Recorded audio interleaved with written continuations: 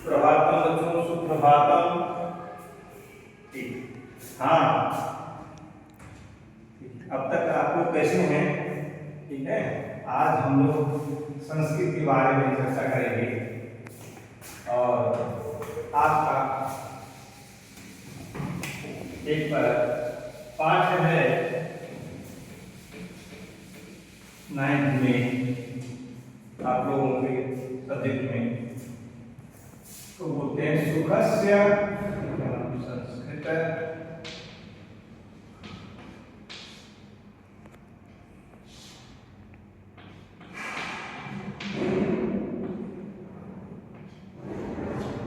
देखें संस्कृत। अच्छा हाँ, हम लोग सबसे पहले शुरुआत करने से पहले हम लोग क्या कर लेते हैं, एक मंगलाचरण कर लेते हैं।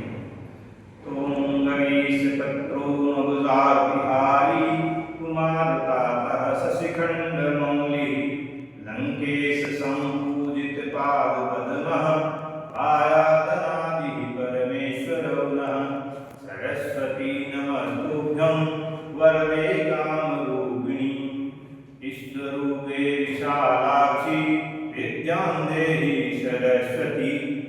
ठीक है, अब हम लोग इस पाठ को आज पढ़ेंगे। इस पाठ का नाम शीर्षक है सुखस्य मूलम धर्मः।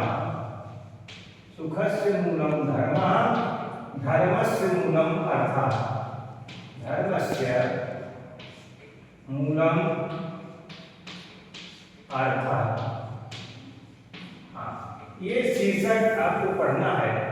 इसी शीर्षक से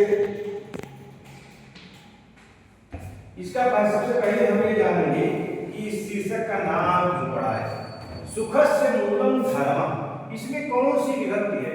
सुख शब्द है, सुख मूल शब्द है। यहाँ पर आप देखेंगे कि मूल शब्द हम लिखेंगे और यहाँ पर हम विभक्ति लिखेंगे। क्या लिखेंगे? विभक्ति। यहाँ पर सुख, यहाँ पर मूल शब्द, यहाँ पर विभक्ति, यहाँ पर वचन भी लिखेंगे। क्या लिखेंगे? वचन। सबसे पहले हम शीर्षक को ही समझेंगे। अगर शीर्षक को नहीं समझ पाएंगे तो हम लोग क्या करेंगे? तो सबसे पहले जरूरी बात यह है कि हम सुखस्य मूलम धर्मः, सुखस्य मूलम धर्मः। मूलम सुख माने सुख को आप जानते हैं, सुख सुख सुविधा जिसके पास हो, हर चीज के बारे में, रहने का सुख, खाने का सुख, पहनने का सुख, गाड़ी हो, बंगला हो, सब चीज का सुख हो, तो उसको सुख। सुखस्य सुख मूल शब्द है। मूल शब्द क्या है? सुख है। मूल शब्द सुख है। अब इसमें सुख, सुखस्य में हो जाएगी षष्ठी विभक्ति। क्या हो जाएगी? षष्ठी विभक्ति। षष्ठी विभक्ति। अब ये हमको ध्यान देना है कि कैसे होगा, क्योंकि ये सुख भी जो है, सुख जो है अकारात्मक है। अकारांत क्या है? अकारांत। अकारांत की स्थिति में जैसे राम का रूप चलेगा वैसे सुख का रूप चलेगा। राम रामो रामा रामो रामो रामा रामेण रामाभ्याम रामाय रामाय रामाभ्याम रामेभ्याम रामात् रामाभ्याम रामेभ्याम रामस्य रामयो रामाणाम रामे रामयो रामेषु। हे राम हे रामो हे रामा। सुखम सुखे सुखा सुखम राम रामो रामा सुखम सुखो सुखा सुखम सुखो सुखा सुखे सुखाभ्याम सुखे सुखाय सुखाभ्याम सुखेभ्या सुखात् सुखाभ्याम सुखेभ्या सुखस्य सुखयो सुखानाम। अब देखिए यहाँ पर सुख है तो यहाँ पर सुखस्य हो जाएगा, एक वचन हो जाएगा। क्या हो जाएगा? एक वचन। एक वचन। अब देखिए मूलम, मूलम शब्द आता है, मूलम ये मूल शब्द है, मूल शब्द है मूलम। ये नपुंसक लिंग है। क्या है? नपुंसक लिंग। धर्म, धर्म हम उसे कहते हैं जिसे हम धारण करें वही धर्म। जिसे हम धारण करते हैं वही धर्म। धारयते इति धर्मः, धारयते इति धर्मः। धर्म की परिभाषा होगी धारयते इति धर्म, जिसको हम धारण करें वही धर्म है। तो और धर्म से मूलम अर्थ, तो सुख का मूलम माने आधार, मूलम कठिन शब्द को आप लिखेंगे तो इसमें कठिन शब्दों को आप क्या लिखेंगे, तो सबसे पहले लिखेंगे मूलम। मूलम का कठिन शब्द क्या होगा, मूलम का मूलम मीन्स आधार, क्या आधार। सुख का आधार क्या है, धर्म, सुख का आधार धर्म है। और धर्म से मूलम अर्थ, और धर्म का आधार क्या है, अर्थ है। अर्थ माने धन, अर्थ माने धन, धन या वित्त जिसको कहते हैं, वित्त मंत्री होते ना तो उनको हम वित्त कहते हैं, वित्त माने धन। तो धर्म सुख से मूलम धर्म, धर्म से मूलम अर्थ, सुख का मूल धर्म है और धर्म का मूल अर्थ। अच्छा एक चीज ये बताइए, मान लीजिए हमको वैष्णो देवी जाना हो, यहाँ से सबकी इच्छा हो रही है अयोध्या दर्शन करने जाना हम लोगों को, तो हम ऐसी स्थिति में बिना पैसे के हम लोग क्या कर सकते हैं, बिना पैसे के सबसे पहले जरूरी होगा कि हम पैसे की व्यवस्था बनाएं। जब तक पैसा नहीं होगा तब तक हम धर्म का कोई कार्य नहीं कर सकते। हम वहाँ देखने दर्शन करने भी नहीं जा सकते हैं, पहले हम अपना खर्चा देखें, ट्रेन का खर्चा देखें, और आप सबके साथ चलेंगे उसका भी खर्चा देखें। तो ऐसी स्थितियों में जब तक हम पैसे के बिना हम धर्म का कार्य नहीं कर सकते।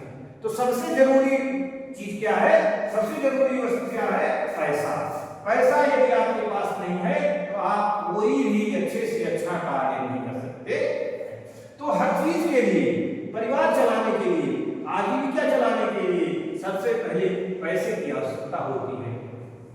तो बिना पैसे की आवश्यकता होती है, बिना पैसे के कोई भी कार्य हम नहीं कर सकते।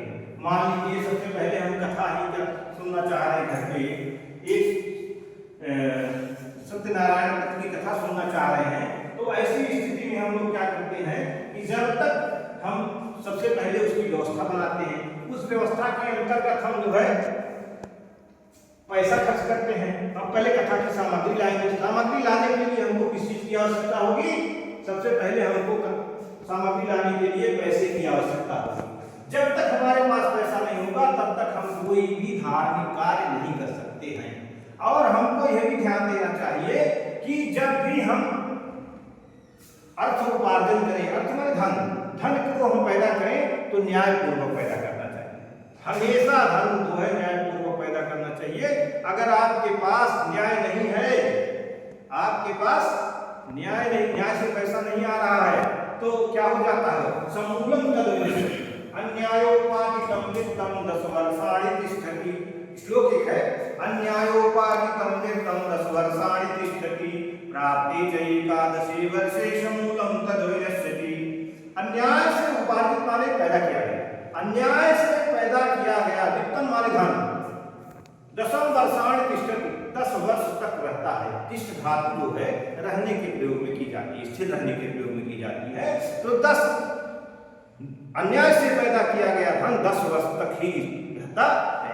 प्राप्ति च एकादशे वर्षे, जैसे ही 10 वर्ष के बाद क्या आएगा, 11वां वर्ष, जैसे ही वह 11वां वर्ष लगते ही वह धन समूलम तद्विनश्यति, वह आधार से मतलब जड़ से पहले का जो लगा हुआ जो पैसा है वो भी नष्ट हो जाता है।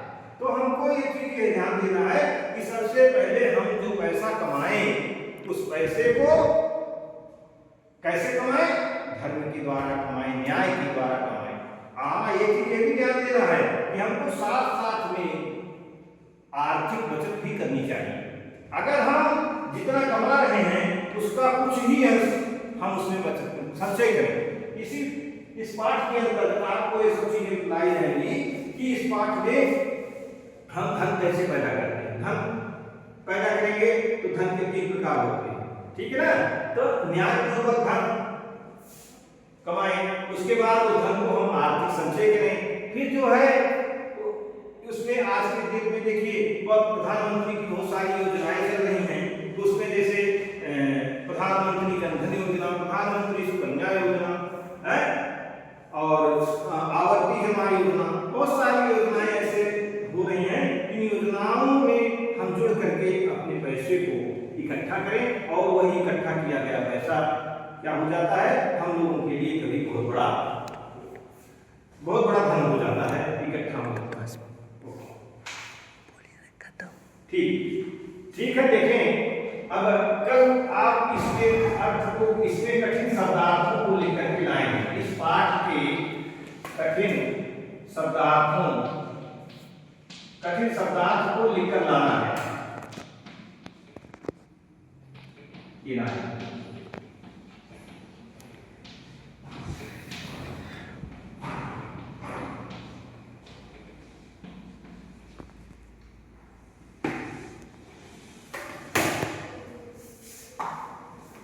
कठिन शब्दार्थ लिखकर लाना है, इसको आप देखिए कल